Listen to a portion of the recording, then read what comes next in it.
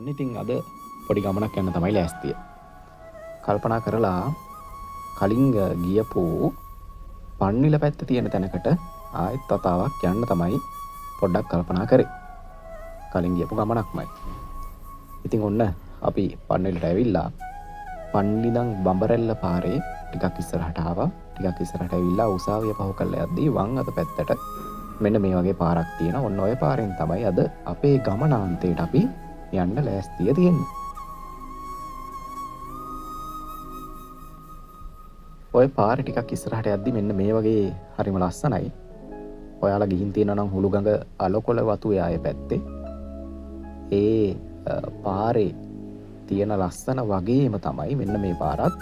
කොහොමත් මෙන්න මේ පන්විල පැත්තේ මෙන්න මේ වගේ ලස්සන පාරවල ගොඩාක් ඔයාලට බලා ගන්න පුළුවන්. ඉතින් ඔන්න ඔය පාරේ තේ වතු මැදින් ඔන්න ඔහම අපි දිගටම ඉස්සරහට ගියා. හැබැයි ඉතින් අවාසනාවකට පාරේ ඉස්සරහට යද්දී පාර වහලා. හේතුව පාරේ සංවර්ධන කටයුත්තක් කරනවා මේ කොන්ක්‍රීට් දානවා මගේ. ඒකින්ද පාර වහලා අපිට ආයෙම හැරිලා එන්න වුණා ප්‍රධාන පාරට.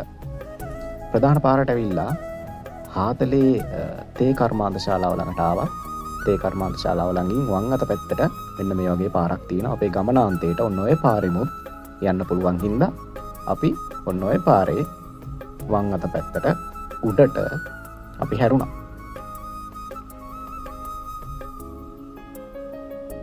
අපි යන්නේ ලස්සන තැනකට උනාට පාර නම් ටිකක් හරි අමාරුයි. ඉතින් ඒ පාර ටිකක් උඩට ආපුවාම ඔන්න අපේ ගමනාන්තයේ තියෙන තැන බෝඩ් එකක් මෙතන ගහලා තියෙනවා. ඔව් අද ඔන්න අපි යන්න ලෑස්ති වෙන්නේ හාතලේ පුංචි ලෝකාන්තේ බලන්න. කලින් ගියපු ගමනක්.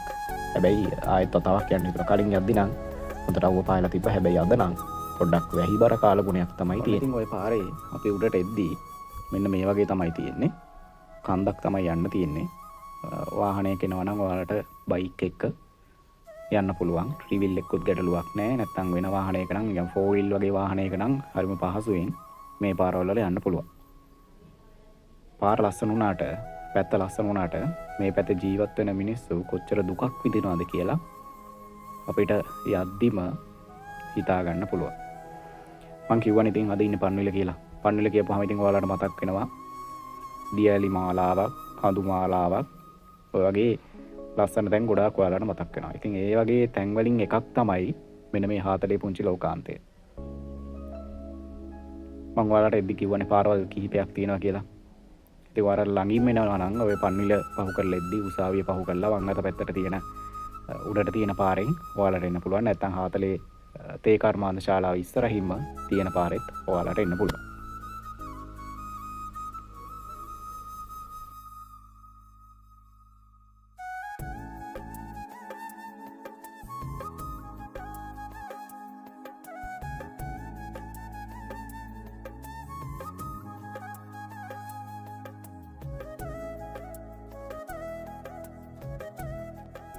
අපි බයික් එක පල්ලෙහා දාලා ඔන්න ඔය විදිහට තේවත්තක් මැදින් උඩට යන්න පටන් ගත්තා. වටේට පාර තියෙනවා. පාරෙන් යන්න නැතුව මේක යනවා නම් අපිට ළඟයි. ඉතින් ওই පල්ලෙහා හට් එක ළඟ අපි බයික් එක දැම්මා. මොකද ස්කූටර් එක ආපු හින්දා ස්කූටරේ ටිකක් අමාරුයි මේ පාරවල් වල ගැස්සි යන්න ගියාම. ඉතින් ගැටලුවකුත් නැහැ. මොකද අද කාලුගුණ තත්ත්වෙ එච්චර අවුලක් නැහැ. අපිට කිසි මහන්සියක් නැතුව උඩට යා ගන්න පුළුවන්. ඈත කඳු යාය මීදුවෙන් වැහිලා ගිහින්. ඒ වගේම අපි යන කන්ද මුදුනත් මීදුවෙන් වැහිලා ගිහින්. හරිම අපූර්වයි. ඒ වගේම මේ අපූර්ව සොබහදහම සිතට ගතට මාර විදිහට සුවයක් අපිට අරන් ඉන්නේ. ඉතින් ඔයාලත් කවදා හරි මෙන්න මේ වගේ ස්වභාව ධර්මයේ අපූර්වත්වයේ විඳින්න එන්න මේ වගේ තැනකට. ඔයාලා උදේවරුවක මේ ගමන දා ගන්නවා නම් දවසම ගත කරන්න සූදානම් වෙලා එනවා නම් මීට අමතරව ඔයාලට මේ හරිය බලන්න තැන් ගණනාවක් තියෙනවා. මේ කඳු මුදුන් විතරක් නෙමෙයි ඔයාලට පන්විල පැත්තේ આવොත් එහෙම දියඇලි ගණනාවකුත් බලා ගන්න පුළුවන්.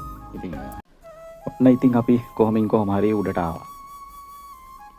මීදුම බාලා පුදුම ලස්සනක් තමයි තියෙන්නේ. ඒ වගේම මෙතන මේ පුංචි කෝවිලක් වගේ තියෙනවා. මං හිතන්නේ දමිළ ජනතාව මෙතන වැඳුම් පිදුම් කරන ස්ථානයක් වෙන්නේ නැති. එතකොට මෙතන අපි යන වෙලාවට ඔන්නෝම මීදුමක් ඇවිල්ලා තිබ්බා. හිටපුවම මීදුමකින් වැහිලා යනවා. ආයෙම මීදුමයින් වෙලා අවුරැල්ලක් වැටෙනවා.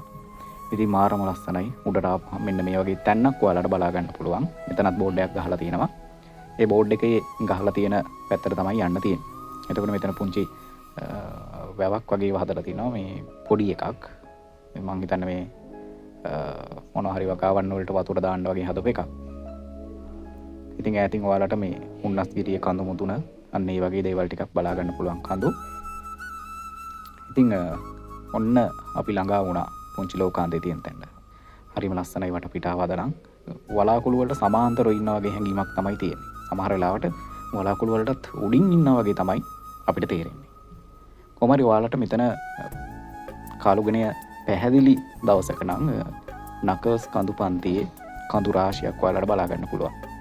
ඒ වගේම මෙතන පල්ලෙහෙන් තියෙනවා මේ හාතලේ බංගලාව. ඔය වගේ දේවල් ටිකක් ඔයාලට බලා ගන්න පුළුවන්.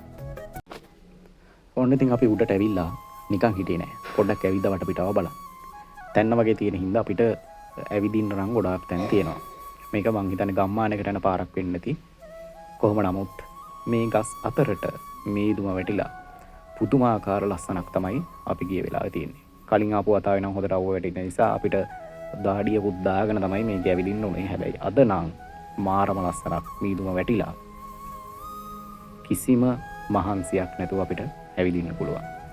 අවාසනාවන්ත විදිහට හිතපු නැති විදිහකට ඔන්න එකපාරට වැස්සකුත් වැටෙන්න පටන් ගත්තා. ඉතින් කුඩයක් වතයන් ආපු නැති හින්දා හොඳටම තෙමුණා. ඉතින් ඔන්න ඔය විදිහට අපේ අද දවස ගෙවිලා ඉවරුණා. ලස්සන තැනක් ලංකාවේ තියෙන. ඉතින් එන්න කියලා ආරාධනා කරනවා තවත් වීඩියෝ එකකින් මේ වගේම ලස්සන තැනකින් අපි ආයෙත් හම්බ වෙමු.